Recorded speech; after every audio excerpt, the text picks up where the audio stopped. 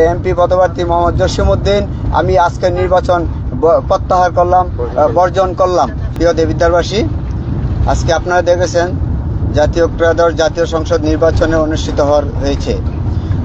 ওই অবস্থায় আমাদের বড়শালগড়, ইসুফপুর, রসুলপুর, তারপর সুবিল, মাসিগারা, ফতে ইউনিয়নগুলোতে আমাদের অনিয়ম হয়েছে, ভোট কারচুপি করা হয়েছে, ব্যালট বাক্স ছিনতাই করা হয়েছে, আমাদের এজেন্ট বার করে দেওয়া হয়েছে এবং অনেককে রক্তাক্ত করা হয়েছে। আমাদের নেতাকর্মী যারা কেন্দ্রে যাইতো তাদেরকে আহত করা হয়েছে, বাড়ি বাড়িতে হুমকি দেওয়া হয়েছে এবং টাকা দিয়া ভোট কিনছে, সারাদিন টাকা দিয়ে তারা ভোট কিনছে।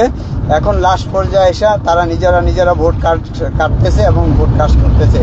এই পরিস্থিতিতে আমি আমাদের দেবিদ্বারের সার্বিক জনগণের উপর বিবেচনা চিন্তা করে আমি আজকের এই জাতীয় ত্রয়োদশ জাতীয় সংসদ নির্বাচন আমার এই পক্ষে বিএনপি সমর্থিত গণঅধিকার পরিষদের টাক প্রতীকের পক্ষ থেকে আমি আজকের এই নির্বাচন বর্জন করলাম।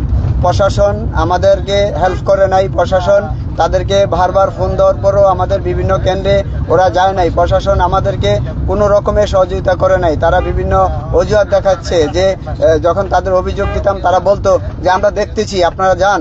তো সেই বিষয়টি দেখতে আমাদেরকে কোনো সহযোগিতা করে নাই।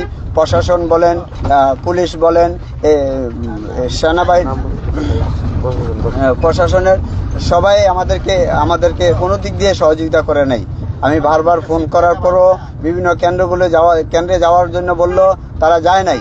তো সেই কারণে আমি আবারও বললাম, দেবিদ্বারবাসীর পক্ষ থেকে দেবিদ্বারবাসীর জনগণের উপর আস্থা ও বিবেচনা রেখে আমি আজকে টাক প্রতীকের এমপি পদপ্রার্থী মোহাম্মদ জসিমউদ্দিন আমি আজকের নির্বাচন প্রত্যাহার করলাম, বর্জন করলাম।